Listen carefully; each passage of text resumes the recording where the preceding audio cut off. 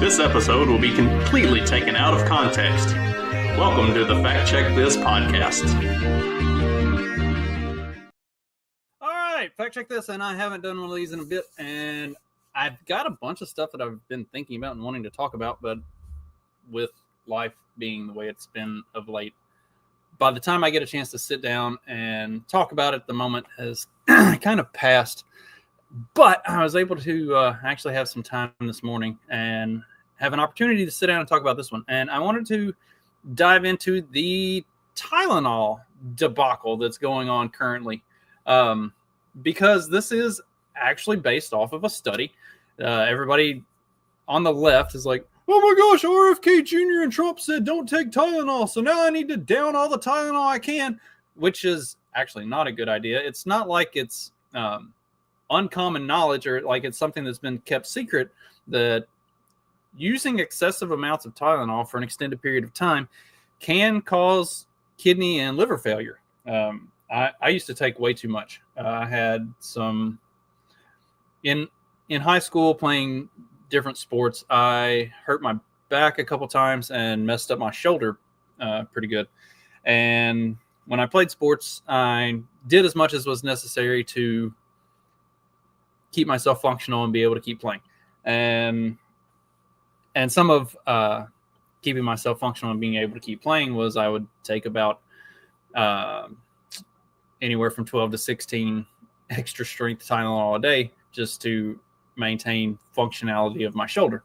And one of the athletic trainers at Murray at the time when I was working for the women's team saw me down 4 500 milligram extra strength Tylenol at once and said, "You are going to destroy your kidneys." She's like, let's do some like physical therapy on that instead of you just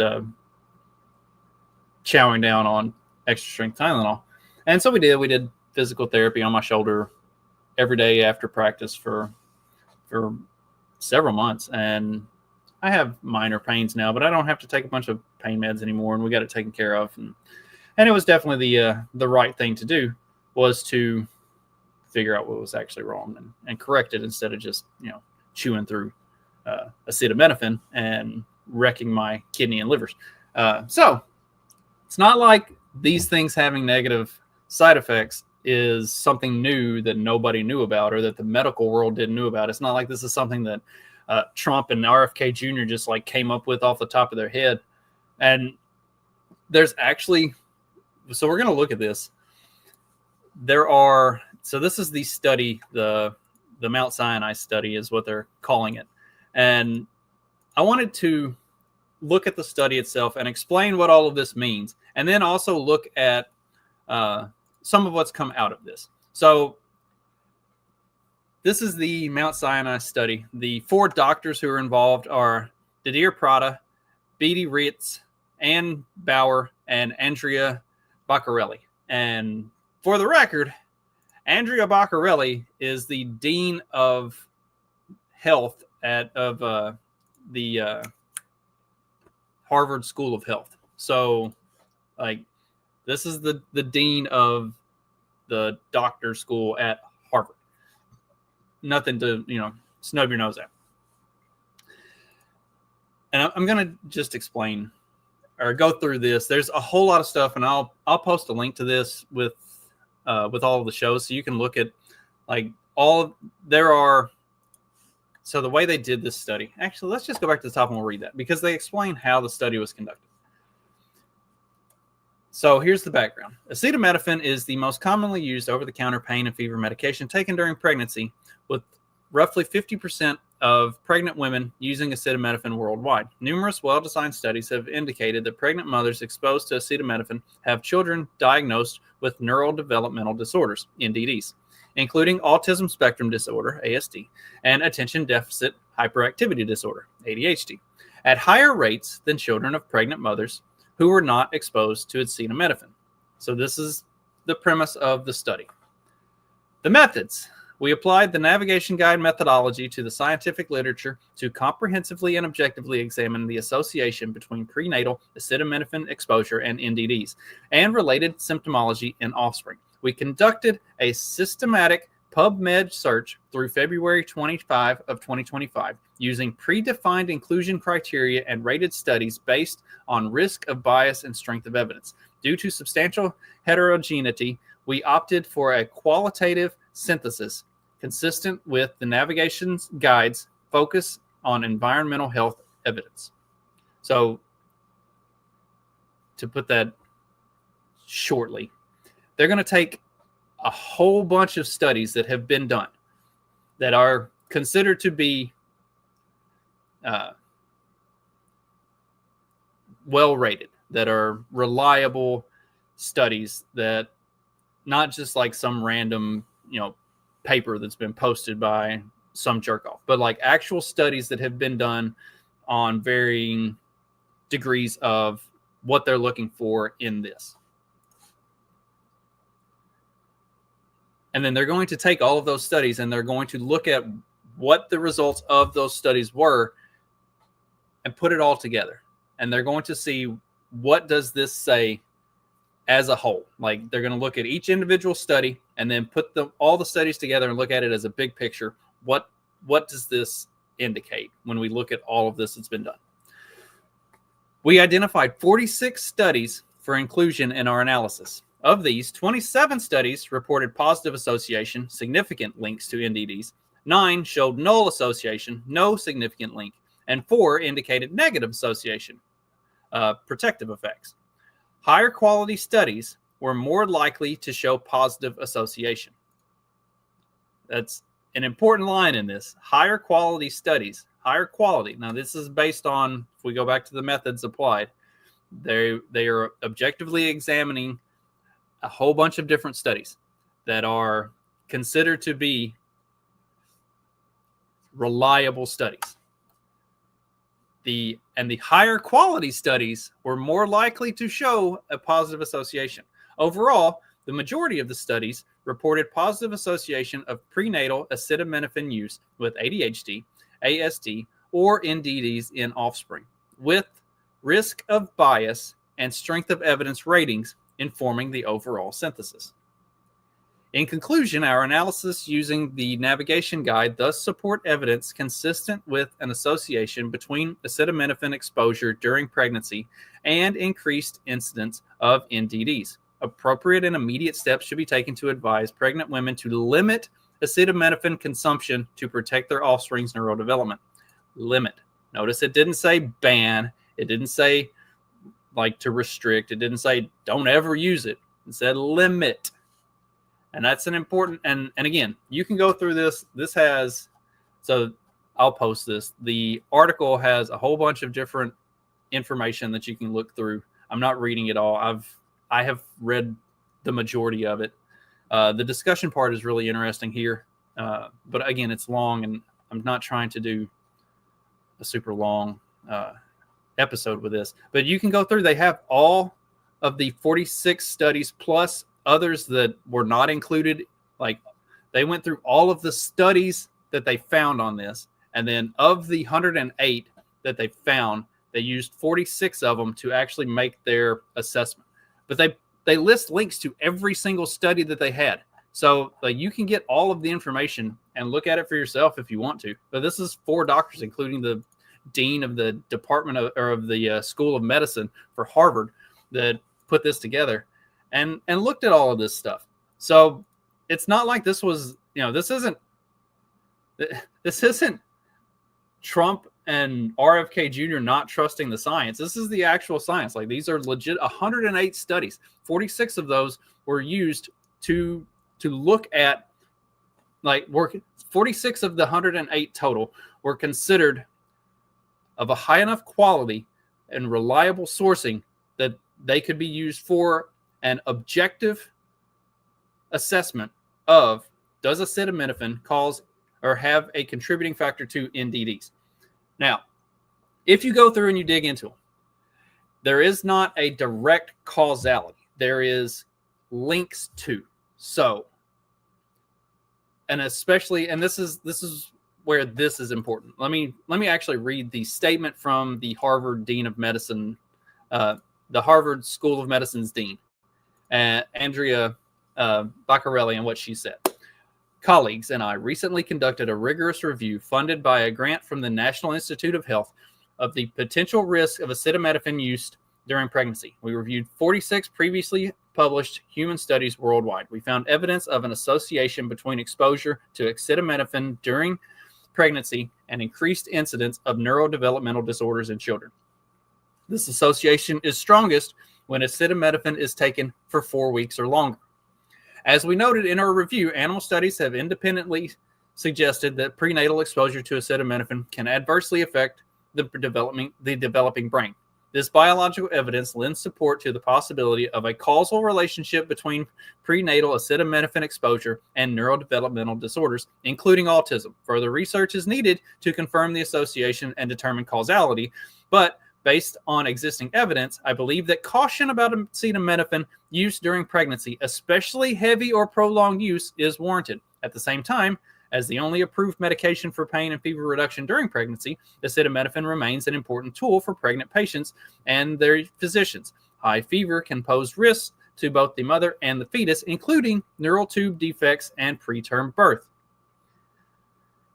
After assessing the evidence, my colleagues and I recommend a balanced approach based on the precautionary principle. Patients who need fever or pain reduction during pregnancy should take the lowest effective dose of acetaminophen for the shortest possible duration, after consultation with their physician about their individual risk-benefit calculation. I discussed our scientific findings and this recommendation from our review article with Health and Human Services Secretary Robert F. Kennedy Jr. and NIH Director Jay Bhattacharya in recent weeks and appreciate their interest in this study. Again, this is not Trump and RFK Jr. not trusting the science. This is the dean of the School of Medicine for Harvard went through this with RFK Jr. and Dr. Jay Bhattacharya and explained what they found. And that's where the recommendation is coming from. It doesn't say never use Tylenol. It says in low doses. There's also further explanation on this where it goes into, and I need to find that. I found it. It was from, it was from one of the doctors that did the study, where what they explain is in, pretty lengthy detail. The problem is if you are taking the maximum daily recommended dose of acetaminophen for extended periods of time, that is a bad thing. If you're taking, that much because of pain or whatever, there's something else wrong.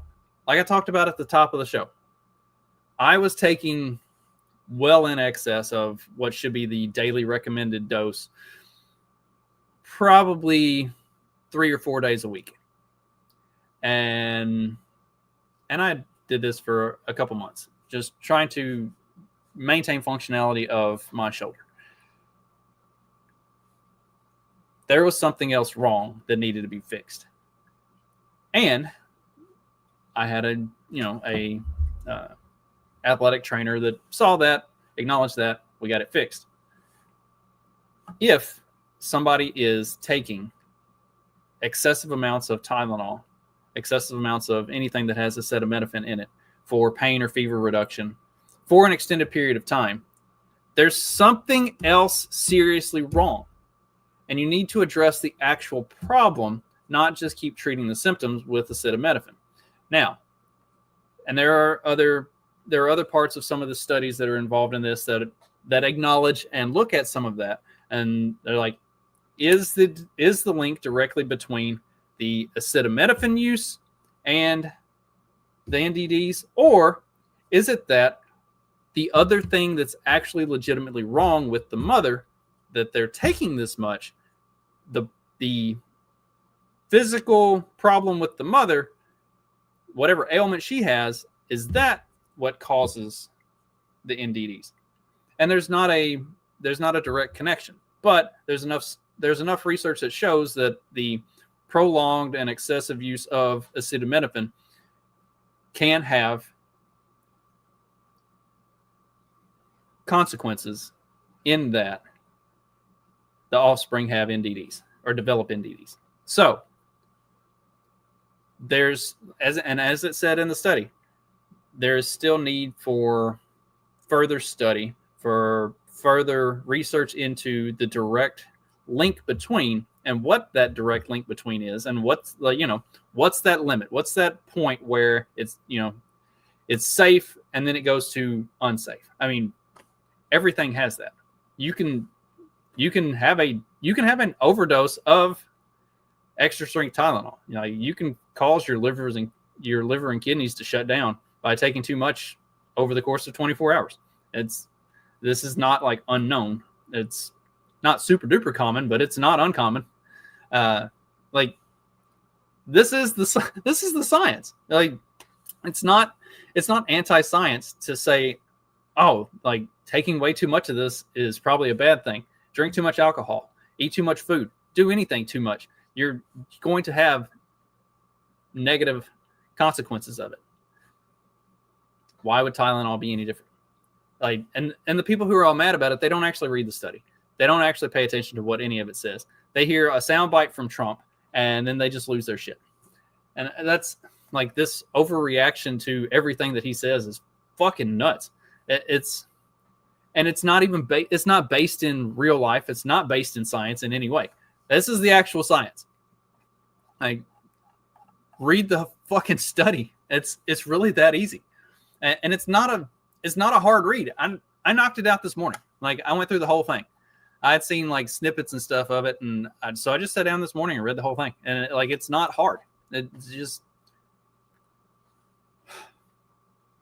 in the information age, being willfully ignorant is like the highest crime.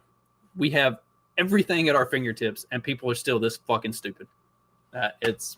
And some of them are lost cause, and they deserve to go into kidney and liver failure for overdosing on Tylenol because, to stick it in Trump and RFK Jr.'s face. And there is a report out that there is a woman who did a TikTok video of her just downing extra strength Tylenol and ended up in the hospital in kidney failure. And whether or not it's true, I don't know, but it's possible. It's probable. It's like, why do that? It's so fucking stupid. So anyway, don't be fucking stupid. That's read. Like I said, I will come back and include the link to this on everywhere that this is posted, and you can read through it yourself. It's not short, but it's not a hard read. Like, it's they wrote it in a way that you can understand what you're reading. It's not a lot of like Dr. Mumbo Jumbo and jargon and stuff. Like, it's well written so that it's easy to read and understand. I figured it out, and I'm a dumb redneck, so surely some like smart people can figure it out. So yeah, I mean, just go read this stuff, look at it. What Trump said gets blown out of proportion. What the administration is recommending has been completely blown out of proportion. Nobody's banning Tylenol. It's like, the overreaction from the left is the dumbest fucking shit I've ever seen in my life. And it's all based on not science. Like, their overreaction is not science-based. If they actually paid attention to what the study says, they would understand it. It makes a lot of sense, but they don't want to do that because they're fucking stupid. That'll do it for today. I'm glad I got to make a little comeback. I might actually be able to make a comeback next Wednesday, or not next Thursday as well. I don't know for sure. So some follow up on life and what's been going on, the esophagus problems that I've been having. I finally got a doctor that's looking into it, or that got me hooked up with some other doctors who figure out what the fuck is going on. I had a CT scan done. They found that there's a severe stricture at the bottom of my esophagus, just above my stomach, that's not letting anything pass through. And then because of that, my esophagus is stretched out and just basically filled with everything that I eat and drink that won't go through. That's why I've been having so much problems with swallowing, and I've had a lot of vomiting problems and stuff like that. So I went to a new gastroenterologist who explained the surgery that they're going to have to do. They'll have to run a scope down into my esophagus and cut where it's restricted, and then sew it back up. And So it doesn't sound like it's going to be super duper pleasant. I had to go have a probe run up through my nose and down into my stomach yesterday to test the muscle constriction of my esophagus and check the pressure in my esophagus so that they know what they're doing when, like, they know where to target to make the cuts and stuff when they go in and do the surgery. That was the most unpleasant thing I've ever been through in my life, because you have to be awake while they stick this fucking thing up your nose into your brain and then back down the back of your throat. And God love her, the nurse was super nice, and she tried to explain everything and make me feel comfortable about everything, and she did a really good job. Initially, she tried to go up through this side, and it got stuck. It wouldn't go. So it just feels like she's ramming this fucking thing into my brain and not getting anywhere. And then she had to pull out. She's like, I'm going to have to try the other side. Like, oh, God damn, I'm just going to fucking leave and die. But I didn't. I stayed, and we got it done. The tests and stuff, she showed me like a screen. She's like, this is what a normal esophagus is supposed to look like, where like the muscles are constricting and stuff as you swallow. And then this is what yours looks like, where mine basically just doesn't do fucking anything. So anyway, it's been a wild process. I expect to hear back either tomorrow or Monday or Tuesday on when they're going to be able to get me scheduled to have the surgery done to get me fixed up. So I might be back next Thursday, because I do have a bunch of stuff I want to catch up on, and I would like to talk about some of that stuff just in hindsight that I'd missed in the moment when it happened. So if I'm not recovering from having my esophagus cut up and put back together, I will come back next Thursday and do another one of these. In the meantime, hope you all have a great rest of your day, a great rest of your week, and I will see you next time. Later.